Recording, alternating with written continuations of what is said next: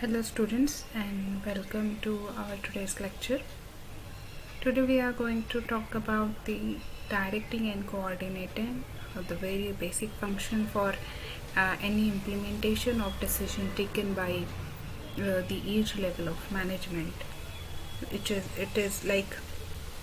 is a function which is said to be the heart of the management of the processes of the system and the organization.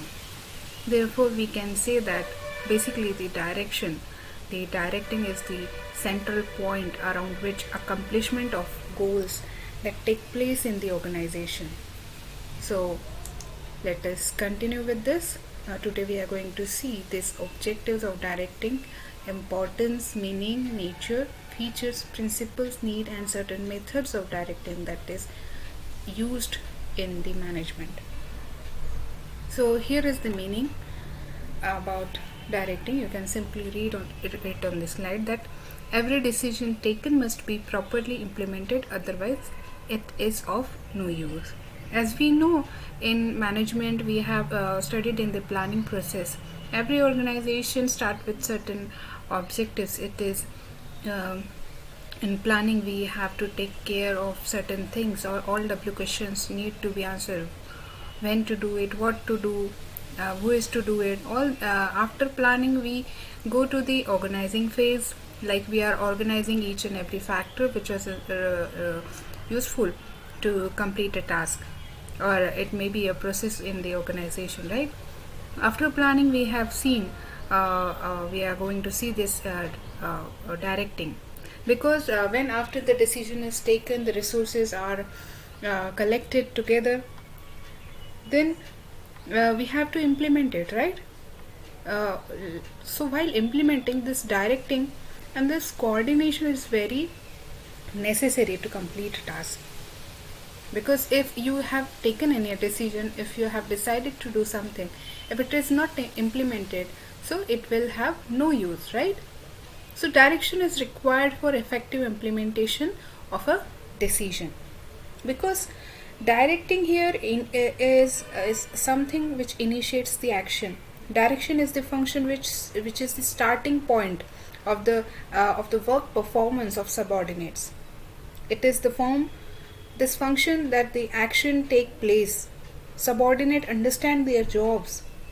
They act according to the instructions which is given to them. Whatever the plan is being carried out is with the help of the directing is possible. The plan which is carried out or which is laid down can be implemented only once, right? When employees are doing the actual work. So the actual work starts with the directing.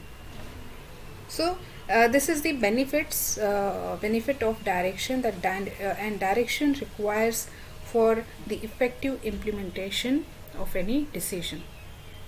And every manager in the organization gives certain direction to his or her subordinate, as a supervisor, as a consultant. And every manager also receives directions as subordinate from his superiors. So the flow of communication is also we can see as a means of giving the directions from bottom to top and top to bottom. So directing, as you can see on this slide, that managerial functions performed by all the managers at all levels. So the first sentence is saying that it is always performed by the managers, those who are responsible, accountable to get the things done from the employees, right? So directing is basically a persuasive function which needs to be performed by managers at all levels, in all locations. Every manager has to supervise, guide, motivate, communicate with the subordinates to get the things done, right? So however the time is spent in directing is comparatively more at operational level of management, right? So directing takes place whenever superior and subordinate relationship exists in the organization.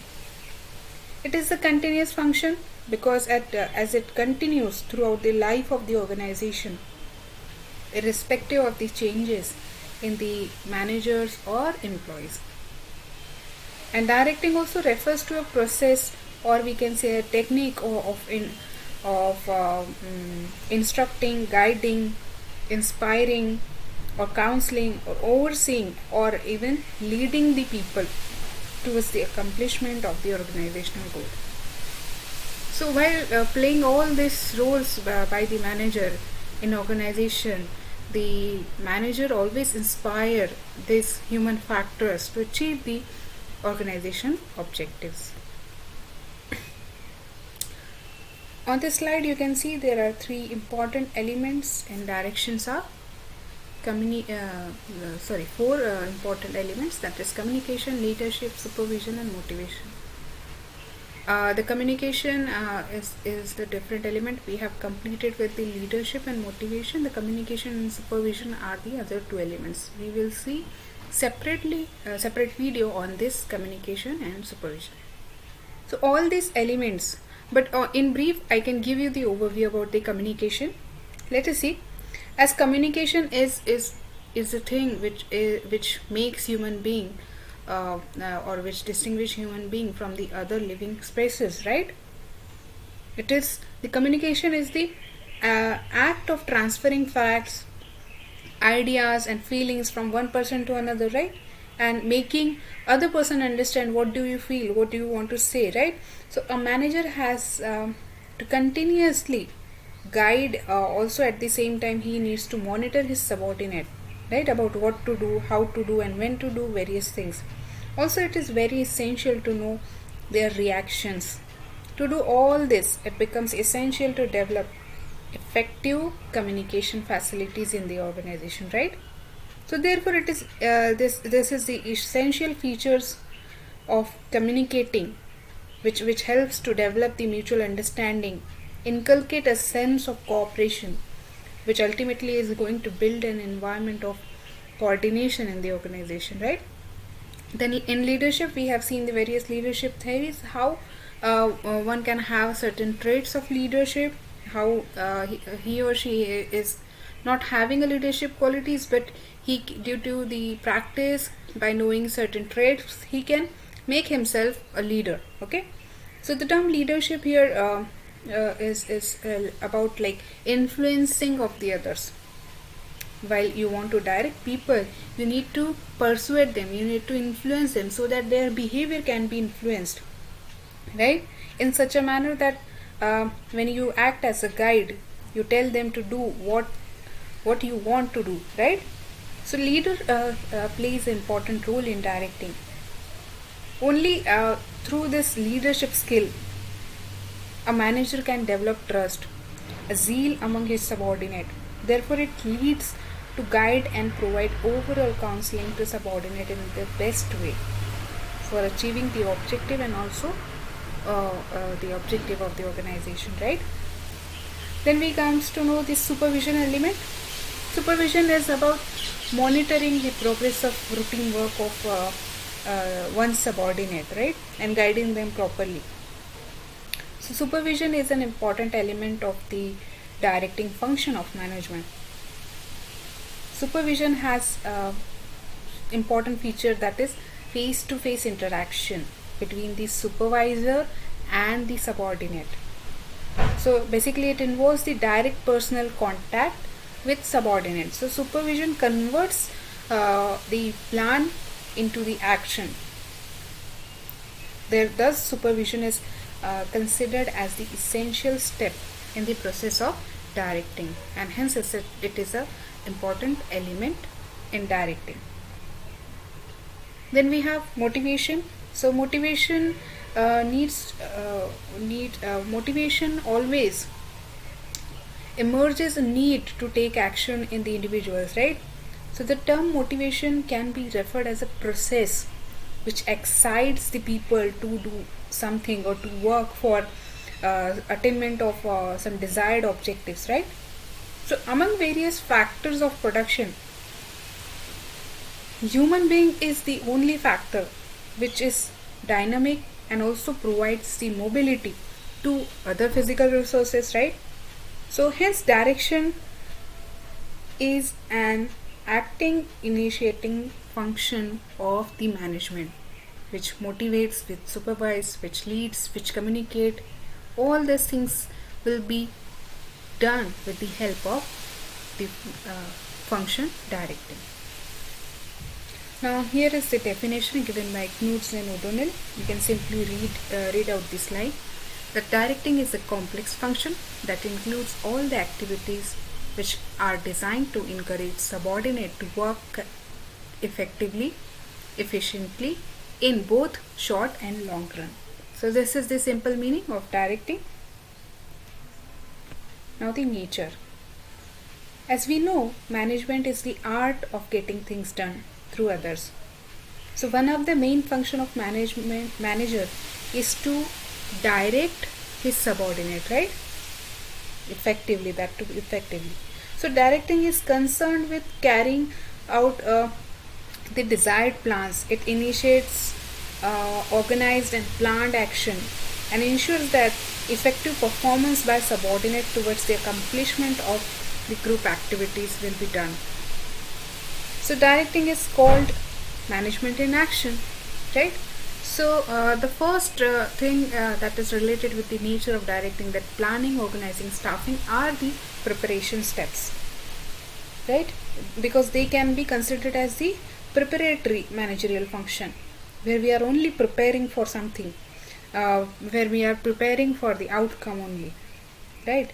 But to actuate the things we need directing. So the purpose for controlling over the work that we are going in the right path, we need to connect and actuate the link between all the functions, all the managerial functions of directing with the other functions of management, which means it is the issuance of directives and the guidance of overseeing over the subordinate, which will be done with the help of directing.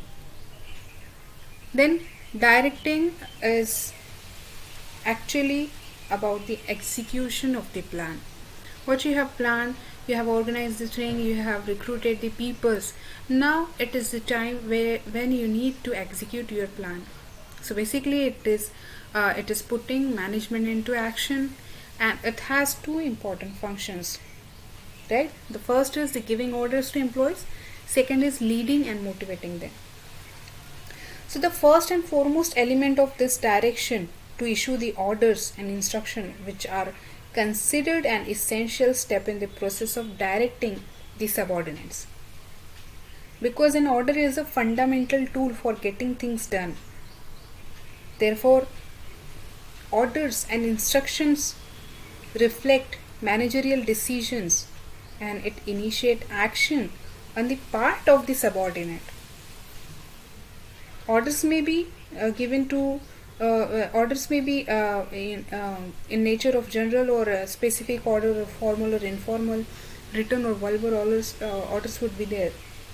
So thus an order should serve certain characteristics, while an superior giving order to his subordinate, that his order should be very clear and complete, which is need to be understandable by the employee, what is expected of him doing in that particular order, what actions he need to do, how he need to perform a particular task which is assigned by his superior. Okay, so it should be very clear and complete.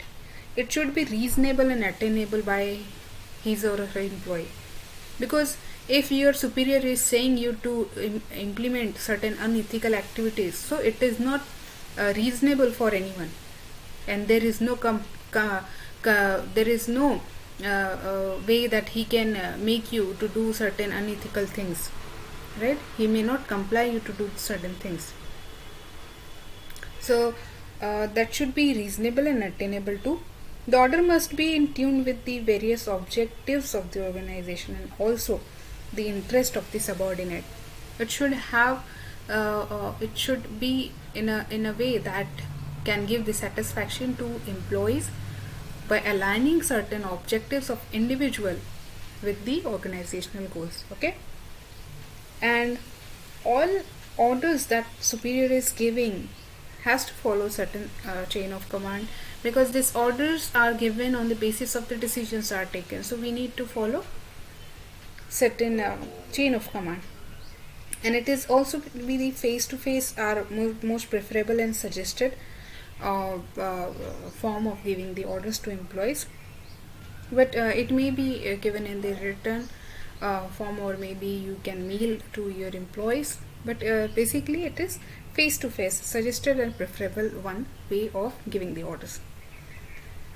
Then next important function is leading and motivating. Yes, obviously, as you are giving the order, means you are showing a particular direction to your employees, so you are leading and you are motivating, because you can apply any of the leadership style and quality, or you can use the punishment or reward system, as you can motivate them to do action, to take actions. Okay, so this is the nature. What next we have? The features. These are the important features. Initiate actions. Like we have seen that other functions are preparatory of nature. They are just preparing a base or setting of the actions, right?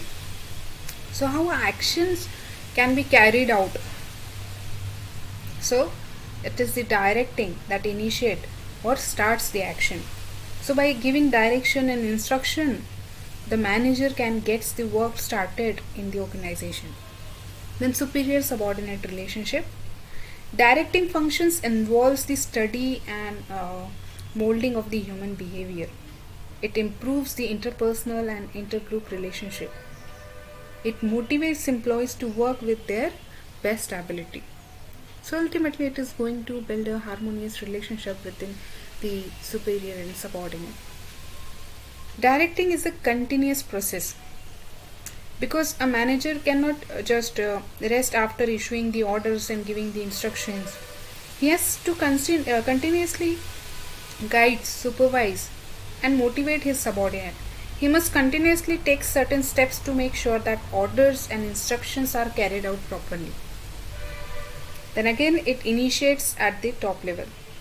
Obviously, when we are talking about certain directions are given by managers, because subordinates can give them suggestions, they can consult them. So directions are given by managers to their subordinate. Every manager can direct his immediate subordinate and take directions from the immediate boss, right? So directing starts from the top level and flows to lower level.